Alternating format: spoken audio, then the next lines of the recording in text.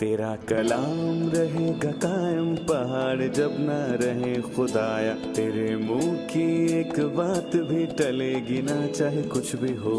तेरी मान दिए है जिंदा सोने से भी कीमती, मेरा दिल ये दे गवाही है ये किताब अज़ीम। नाज़िल करे अपना कलाम, शिकस्ता दिलों को सुकून मिले, तारीकी दूर हो मेरी राहें रोशन कर। दिल अपना कलाम कसरत से ए खुदा बदल दे, रिहाई दे कसरत से फल में नाम। कलाम रहेगा कायम पहाड़ जब न रहे खुदाया, तेरे मुंह की एक बात भी टलेगी ना चाहे कुछ भी हो। यूसिया बादशाह मंजरे आम हुआ और खुदावंद ने उसे एक अजीम बहाली के लिए इस्तेमाल किया जिसके बारे में कई नस्लों ने बात की। यूसिया कौन है? उसने ऐसा क्या किया कि खुदावंद ने उसे इस्तेमाल किया? तौबा का तस्वुर क्या है जो खुदावंद का कलाम हमें सिखाता है? क्या ये हमारी अंदरूनी हालत का बैरूनी इकरार है या इसे साबित करने के लिए इक़दाम की जरूरत है? अगर तौबा का मतलब सिम्मत बदलना है तो वो फैसले क्या थे जो यूसिया ने किए ताकि बादशाही की सिम्मत बदल सके?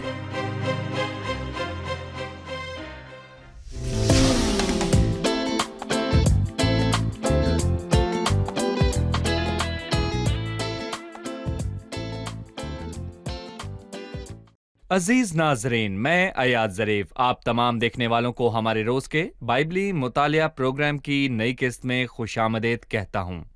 इस प्रोग्राम में हम बाइबल मुकद्दस की तमाम किताबों यानी पैदाइश ता मुकाशफा, इन सब किताबों का तफसीली मुतालिया पेश कर रहे हैं।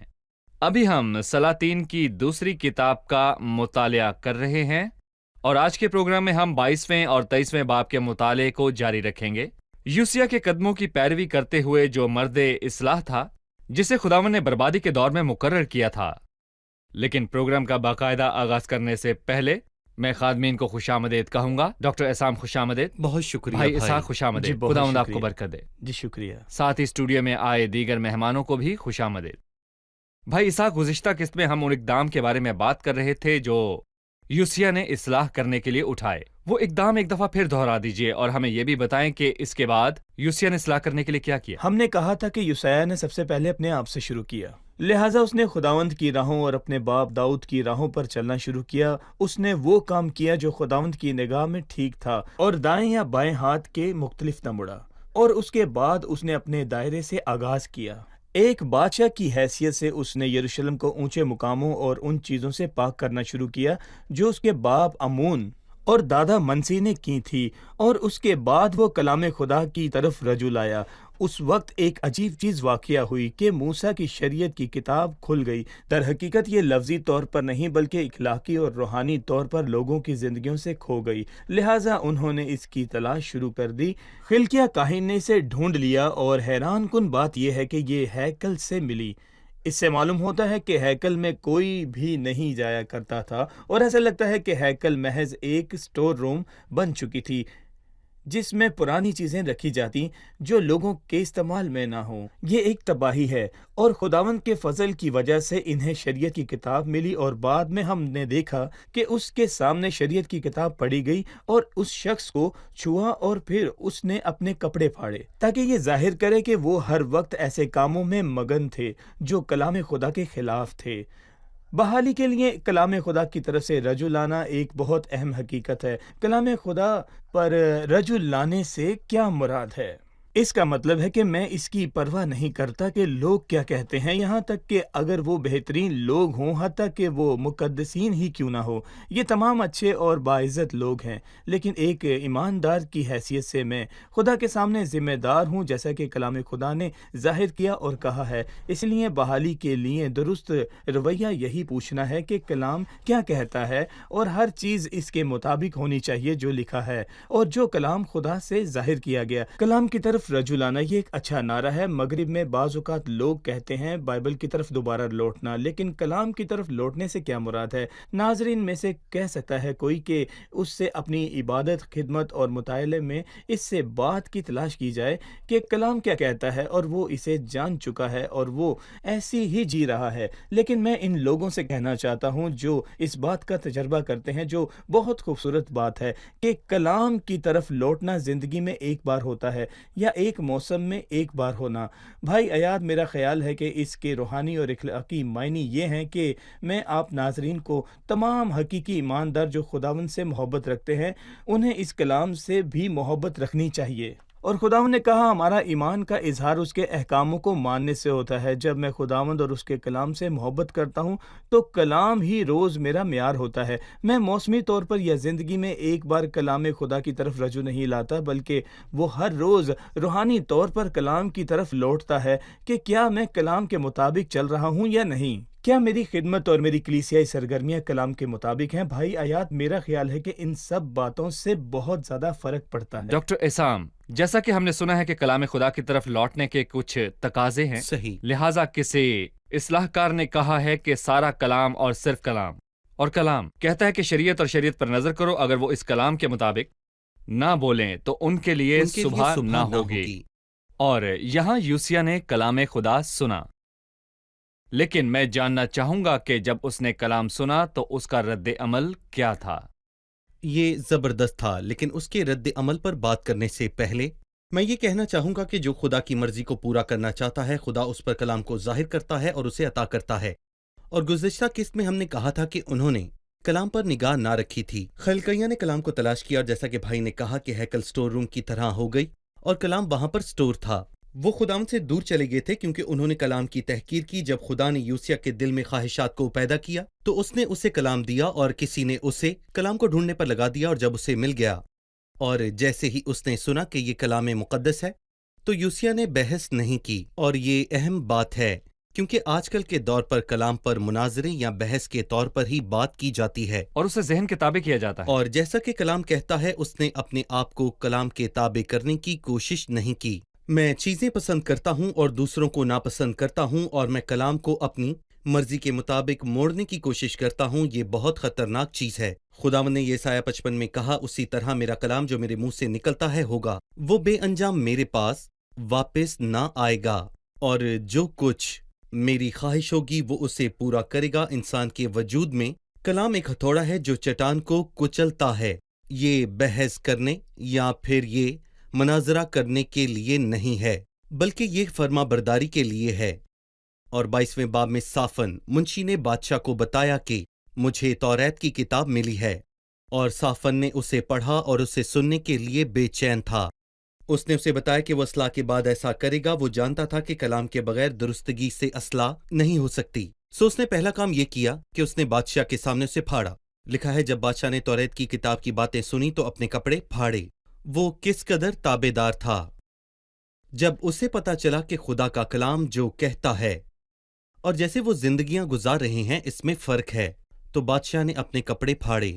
اور اس سے پہلے کہا گیا کہ اس نے اپنے دل کو اپنے کپڑوں سے پہلے پھاڑ دیا تھا کیونکہ اسے کلام مقدس نے چھوا تھا۔ اس نے کہا، تم جا کر میری اور سب لوگوں اور سارے یہودا کی طرف سے خداوند سے دریافت کرو۔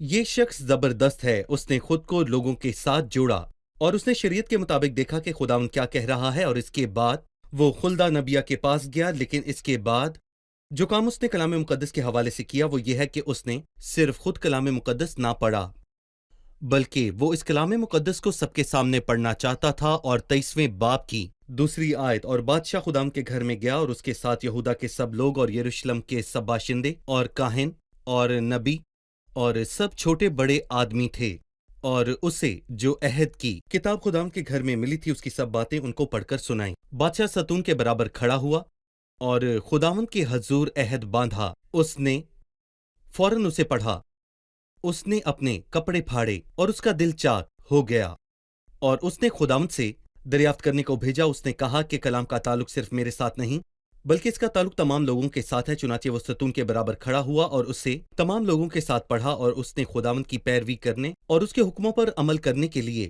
خداوند کے حضور عہد باندھا، گویا وہ سب کو بتا رہا تھا کہ وہ شریعت کی کتاب کے مطابق چلیں گے اور ان کے پاس اس کلام کے سوا اور کوئی ذریعہ نہیں تھا جہاں سے وہ سچ جان سکیں، اور چوتھی آیت سے اس نے اصلاح کا آغاز کیا۔ پھر بادشاہ نے سردار خلقیہ کو اور ان کاہنوں کو اور دربانوں کو حکم کیا کہ ان سب برتنوں کو جو بال اور یسیرت اور آسمان کی ساری فوجوں کے لیے بنائے گئے تھے خداوند کی ہیکل سے باہر نکالیں، اور وہ کام کرنے لگا، اور جیسا کہ بھائی اسحاق نے کہا اس نے ناپاکی کو صاف کرنا اور جو ٹھیک تھا وہ کرنا شروع کیا۔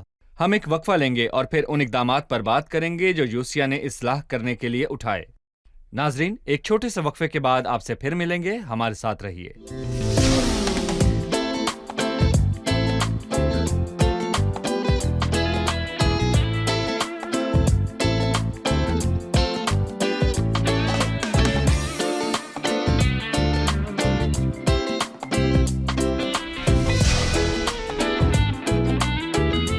خوش آمدید۔ آئیے اپنے مطالعے کو جاری رکھتے ہیں۔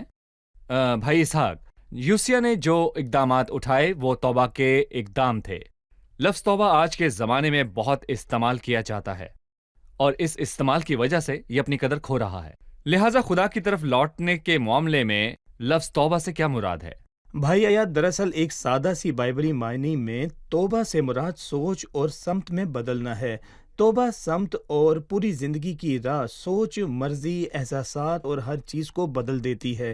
میں خدا کی طرف اپنی پیٹھ اور دنیا کی طرف اپنا چہرہ رکھتا ہوں اور لوگوں کے اصولوں پر، حالات اور خداوند کے سوا ہر چیز کی پرواہ کرتا ہوں، لیکن توبہ کے بعد سمت بدل جاتی ہے۔ میں اپنا چہرہ خدا کی طرف کرتا ہوں اور اس کی طرف آتا ہوں اور کہتا ہوں، اے خداوند تو مجھ سے کیا چاہتا ہے؟ کیا میں کروں؟ اب تو میرا مالک ہے۔ اے میرے مالک، اب میں اپنا نہیں رہا اور اب لوگ میری قیادت نہیں کریں گے، نہیں بلکہ تو میری قیادت کرے گا، اور اب میں ہر چیز سے منہ موڑ کر تیری طرف رجوع لاتا ہوں۔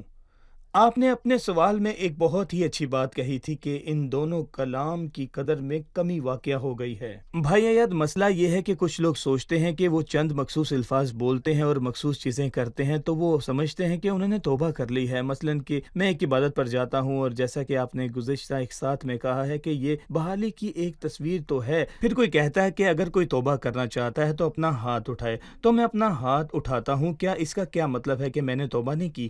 اگر کوئی توبہ کرنا چاہتا ہے تو توبہ کہے، خدا میں گناہ گار ہوں، مجھ پر رحم کر۔ کیا ان الفاظ کی بنیاد پر میں آسمان پر جا سکوں گا؟ اگر میں گناہ میں زندگی گزارتا ہوں یوں تو کیا ان الفاظ کو 10 دفعہ دہرانے کی بھی کوئی وہ خدا قدر کی طرف نہیں ہے؟ پھرے گا۔ جی، خدا کی طرف پھرنا۔ اور غور کریں کہ کلام میں توبہ ہمیشہ حالات غم سے منسلک ہے۔ صحیح۔ خوشی توبہ کے بعد آتی ہے، لیکن توبہ کا آغاز خوشی سے نہیں ہوتا، کیونکہ خدا پرستی کا غم ایسی توبہ پیدا کرتا ہے جس کا انجام صحیح۔ نجات ہے۔ لہٰذا انسان کو درستگی سے توبہ کو سمجھنا چاہیے۔ ضرور ہے کہ میں یہ محسوس کروں کہ میں برا ہوں اور اپنی حالت پر افسوس کرتا ہوں، اور اس کے بعد مجھے خدا کی طرف لوٹنا اور اپنے سوچنے کا انداز اور اپنی زندگی کی سمت میں بدلنا چاہیے، اور خدا میری زندگی کا مالک ہے اور مجھے اسی کو اختیار دینا چاہیے، اور اس کے بعد خدا کی مدد سے میرے تمام رستے نئی سمت میں بدل جائیں گے۔ یہ توبہ ہے جس کی ضرورت خدا سے دور شخص کو ہوتی ہے، اور بعض اوقات ایماندار کو بھی توبہ کی ضرورت ہوتی ہے۔ مکاشفہ کی کتاب کے 2 اور 3 باب میں کلیسیا کو لکھے گئے 7 خطوط میں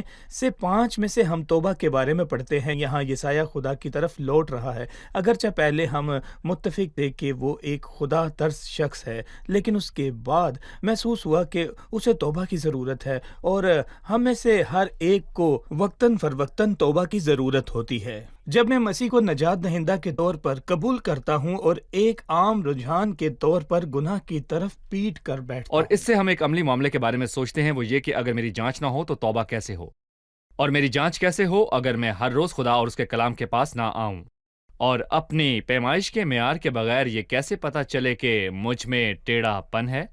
چنانچہ اس طرح میں ہر روز خدا کے پاس آتا اور کہتا ہوں کہ مجھے الہی لیب، الہی روشنی اور الہی سکینر میں جانچ، اور جب خدا غلطی کی طرف اشارہ کرتا ہے تو مجھے توبہ کرنی اور اپنے دل کو خدا کی طرف پھیرنا ہے۔ اسی لیے خدا کا کلام پہلے آیا۔ صحیح۔ دیکھیں، میں یہ کہوں گا کہ حقیقی توبہ کے لیے توبہ کا ثبوت بھی ہونا چاہیے۔ مثلاً جب کوہ کرمل پر ایلیا لوگوں کو توبہ کی طرف لے جانا چاہتا تھا تو اس نے کہا، اگر خداوند ہی خدا ہے تو اس کے پیرو ہو جاؤ، اور اگر بال ہے تو اس کی پیروی کرو۔ اور جب آگ آئی تو وہ چلائے، خداوند ہی خدا ہے۔ چنانچہ اس کا ثبوت ہونا چاہیے، اور ثبوت کیا تھا؟ बाल के नबी जो उन्हें हुक्म देते थे और वो जो उनकी पैरवी करते थे ज़िबा होने जा रहे थे, और वो जो उन्हें हुक्म दिया करते थे तबाह होने जा रहे थे। लिहाजा हर वो चीज़ जो मुझे हुक्म देती और खुदा के खिलाफ है उसे तबाह होना चाहिए। सही। अब मैं चाहूंगा कि मेहमानों में से एक सवाल लिया जाए। हम यहाँ हौसिया और लोगों में तौबा की बहुत वाज़िया खसूसियत देखते हैं। हौसिया ने अपने कपड़े फाड़े और काहिन और मुंशी से कहा कि वो खुदावंद से दरियाफ्त करें, और उसके बावजूद आयात 16 और 17 में खुदावंद का जवाब था कि एक अदालत होने वाली है, सरा जलाल उसको मिले। जब हौसिया और उनके लोगों ने तौबा कर ली तो फिर उनकी अदालत क्यों की गई? तौबा कर लेने के बावजूद अदालत होना क्यों जरूरी था? यूसिया के हवाले से गुफ्तगू का आगाज 19वीं आयत से होता है, चूंकि तेरा दिल नरम है और जब तूने वो बात सुनी जो मैंने इस मुकाम और उसके बाशिंदों के हक में कही कि वो तबाह हो जाएंगे और लानती भी ठहरेंगे, तो तूने खुदाम के आगे आजिज़ी की और अपने कपड़े फाड़े और मेरे आगे रोया, सो मैंने भी तेरी सुनी। खुदाम फरमाता है कि यूसिया की तौबा को खुदा ने सुना और जवाब दिया, और लिखा है कि यूसिया की जिंदगी में लोगों के हवाले से जो उसके इर्द गिर्द थे बहाली वाज़े थी। लेकिन यहाँ पर मैं ये कहना चाहूँगा कि हम ये नहीं पढ़ते कि लोगों ने अपने कपड़े फाड़े, मसलन लोगों की तौबा के आसार यहाँ पर वाज़े तौर पर ज़ाहिर नहीं हुए। दूसरी चीज़, ये इज्तमाई अमल है और खुदावंद के नज़दीक तौबा की बुनियादें क्या हैं? उसने कहा, खुदावंद यूँ फरमाता है कि मैं इस किताब की उन सब बातों के मुताबिक जिनको शाह यहूदा ने पढ़ा है और इस मुकाम पर और इसके बाशिंदों पर बला नाज़िल करूँगा। ये कदीम अल्फाज हैं जो इन तवील सालों में लोगों की तारीख पर लागू हुए थे, क्योंकि उन्होंने मुझे तर्क किया और गैर माबूदों के आगे बखूर जलाया ताकि अपने हाथों के सब कामों से मुझे गुस्सा दिलाएं। सो मेरा कहर इस मुकाम पर भड़केगा और ठंडा ना होगा। लिहाजा यूसिया को तौबा से अस्तिस्ना हासिल होने की बुनियादें हैं और तौबा के इजहार के लिए ज़रूरी बुनियादें हैं, और बाज़ुकात हम महसूस करते हैं कि चंद आंसू और जज्बाती असरात इलाही गज़ब को रोक देगा। लेकिन खुदावंद जो दिलों को जानता है और दिल की तौबा की हकीकत से वाकिफ है, यकीनन पुरखुलूस तौबा का जवाब देता है। अगर हकीकी दिली तौबा नहीं की जाती तो इलाही अदालत का आना लाजमी है, और जब इलाही अदालत के पहिए चलते हैं तो कोई चीज़ उन्हें रोक नहीं सकती। लेकिन खुदावंद ने बहुत सारे मौके दिए और यहूदा और इसराइल के लिए बहुत सारे नबी मुकर्रर करता रहा, और हम जानते हैं कि इस वाक़े से पहले इसराइल असीरी में गया, लेकिन यहूदा ने इसराइल की बदकारी से सबक नहीं सीखा और यहूदा ने बुराई नहीं छोड़ी, बुराई करता रहा। बादशाह ने तौबा की, उसे छोड़ दिया जाएगा, लेकिन लोगों ने तौबा नहीं की और आखिरकार जिन्होंने तौबा नहीं की उनकी अदालत हुई। सही। भाई इसहाक, जैसा कि आपने इस किस्त में कहा कि तौबा जुबानी नहीं थी और हर तौबा के इजहार और सबूत होते हैं कि यह सच्ची तौबा है, यूसिया ने कौन से इकदाम उठाए जो उसकी तौबा को हकीकी बनाते हैं? क्या उसने ऐसे काम किए जो तौबा के मुआफिक थे? दूसरे सलातीन के 23वें बाब की चौथी आयत से शुरू करके एक सरसरी जायजा लेते हैं। फिर बादशाह ने सरदार काहिन खालिके को, उन काहिनों को जो दूसरे दर्जा के थे, उसकी हैकल को साफ करना शुरू किया और दरबानों को हुक्म किया कि उन सब बर्तनों को जो बाल और यसीरत और आसमान की सारी फौज के लिए बनाए गए थे खुदावंद की हैकल से बाहर निकालें, और उसने यरूशलेम के बाहर कंदरून के खेतों में उनको जला दिया और उनकी राख बैतेल पहुंचाई। गोया वो खुदावन से कहना चाहता था कि वो अपने पाक मुकाम को साफ करने वाला है और वो अपना जलाल जाहिर करे, और उसके बाद उसने बुत परस्त काहिनों को हटा दिया और उन्हें भी जो बाल और सूरज और चांद और सितारों और आसमान के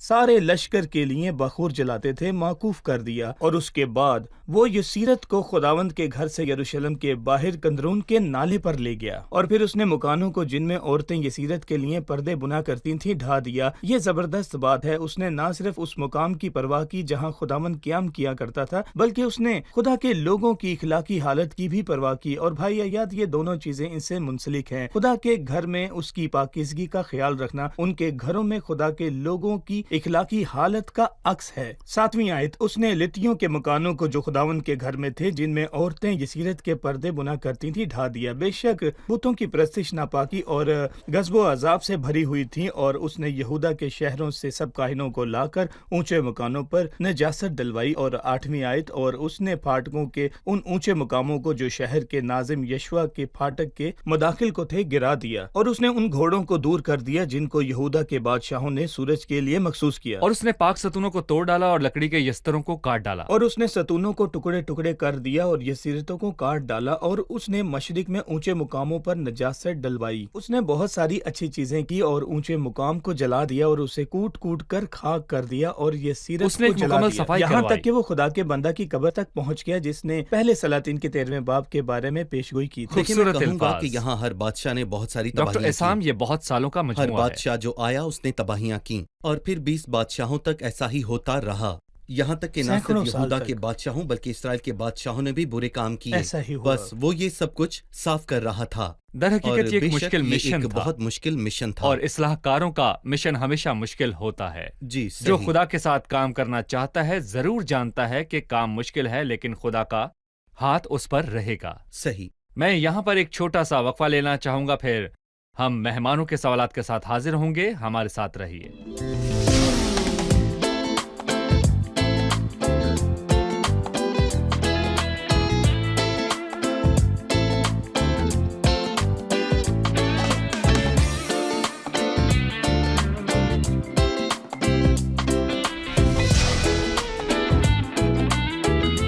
خوش آمدید۔ آئیے بڑھتے ہیں مہمانوں کی جانب اور جانتے ہیں ان کا سوال کیجیے۔ میں اس نے کہا ہوسیا نے ایک فسا تیار کی، کیا فسا تیار کرنا ضروری تھا اور فسا کا کیا مطلب ہے؟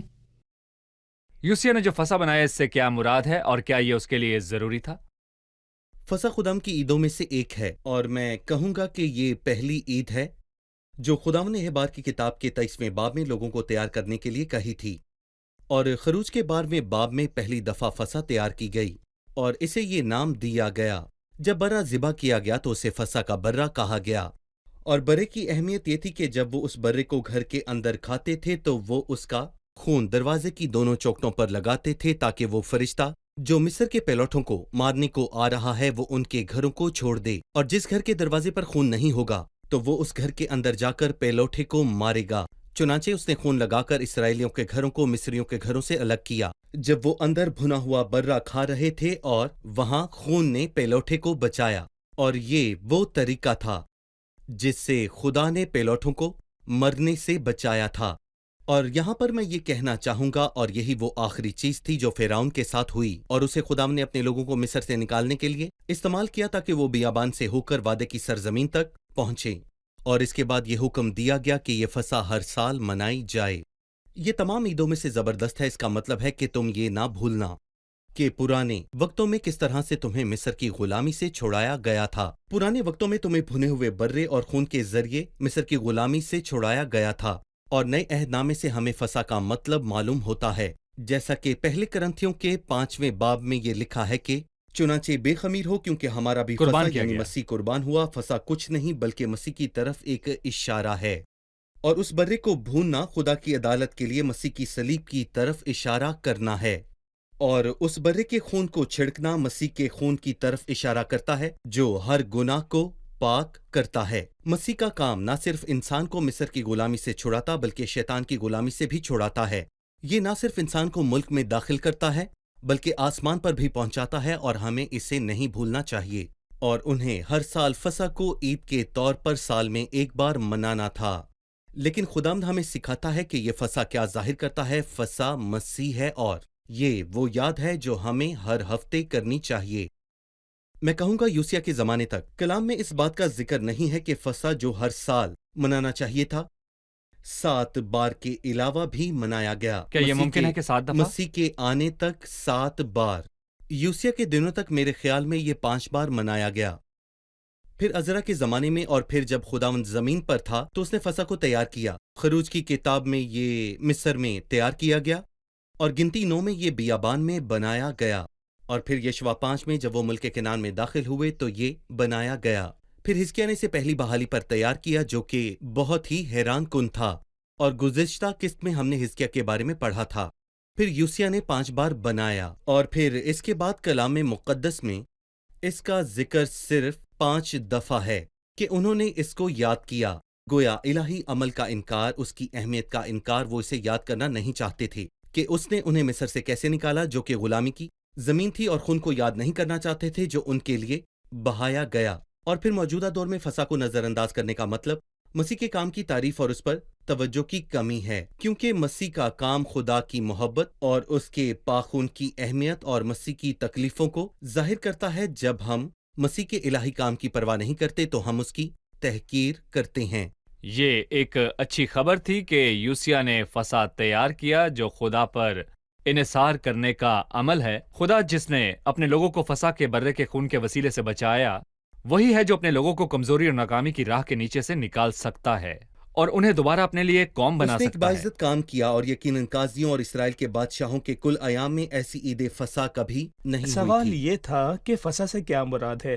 وہ لوگ جو اصلی زبان کے واقف ہیں وہ کہتے ہیں کہ یہ لفظ ایک مصری لفظ پاشکا سے نکلا ہے، جس کا پاشکا مطلب ہے کہ حفاظت کے لیے پروں کو پھیلانا، اور جیسے کہ ڈاکٹر اسام نے کہا کہ پروں کو پھیلانے کا عمل جو مسیح نے ایک دفعہ کیا یاد ہے۔ پہلا فسا جو بنایا گیا وہ ایک آئین تھا، لیکن باقی ایک یاد ہے۔ ہم نے ابھی ایک خوبصورت حصہ دیکھا جہاں لکھا، اور یقیناً قاضیوں کے زمانہ سے جو اسرائیل کی عدالت کرتے تھے اور اسرائیل کے یہودا کے بادشاہوں اور بادشاہ۔ یہودا کے بادشاہوں سے کل ایام میں ایسی عید فسح کبھی نہیں ہوئی۔ فسا تیار کیا گیا۔ جی بہت اچھا تھا۔ یہ 14ویں تاریخ کو بنایا گیا، لیکن دوسرے مہینے کی دوسری چیز، یوسایہ نے اسے پہلے مہینے کی 14ویں تاریخ کو بنایا تھا۔ اس کے وقت میں کس کا دور زیادہ برا تھا، حزقیہ کا یا یوسایہ کا؟ یوسایہ کا دور بدتر تھا۔ یوسیہ کا اس دور۔ سے میں ایک بہت خوبصورت تعلیم لے سکتا ہوں۔ بہترین فسا بدترین حالت میں تیار کیا گیا، جو خدا کا فضل ہے۔ آج کل ہم ہفتے کے شروع میں عید بناتے ہیں، عشاء ربانی یا خدا کی میز، تو ہم کہتے ہیں کہ ہمارا دور زیادہ مشکل ہے، بغاوت کے دن، لیکن خدا ہمیں حیرت انگیز طور پر دینے پر قادر ہے، اور پرستش کی عبادت اور بدترین دور میں روٹی توڑنا اور بدترین وقت۔ جی صحیح۔ اب وقت ہے کہ ہم مہمانوں کے ساتھ مل کر قسط کی دہرائی کریں۔ بتائیے کہ یوسیہ نے کلام خدا کو کیسے قبول کیا اور شریعت کے الفاظ پر کیسا رد عمل دیا؟ جب اسے پہلی دفعہ شریعت ملی تو اس نے فوراً اسے پڑھا اور ملتوی نہیں کیا، اور کلام نے اس کے دل میں داخل ہوا اور اسے چاک کیا۔ چنانچہ اس نے اپنے کپڑے پھاڑے جب اسے معلوم ہوا کہ لوگ خداوند کے کلام کے خلاف کام کر رہے ہیں، اور اس کے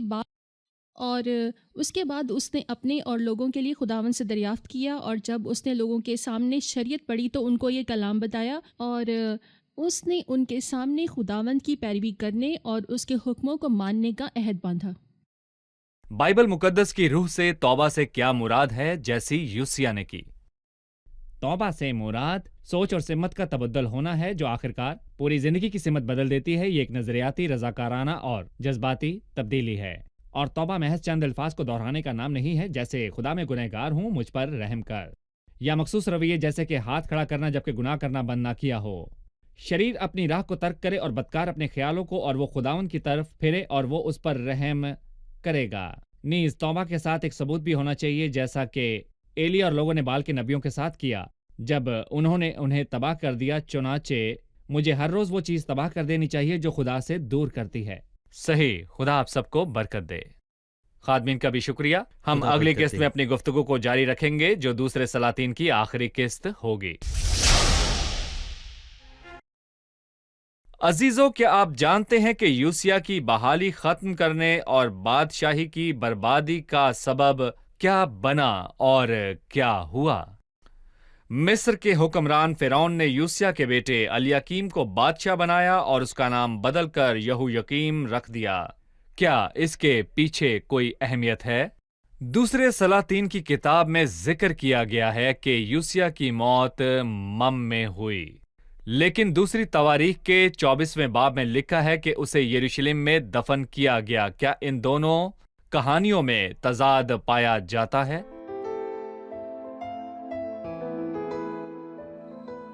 تیرا کلام رہے گا قائم، پہاڑ جب نہ رہے خدایا، تیرے منہ کی ایک بات بھی ٹلے گی نہ، چاہے کچھ بھی ہو۔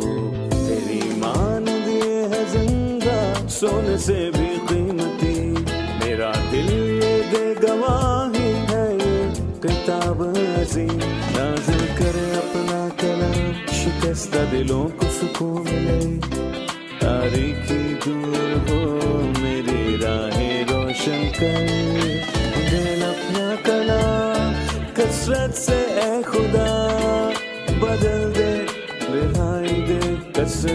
پھل میں لاؤں. کلام رہے گا قائم پہاڑ جب نہ رہے خدایا, تیرے منہ کی ایک بات بھی ٹلے گی نہ چاہے کچھ بھی ہو.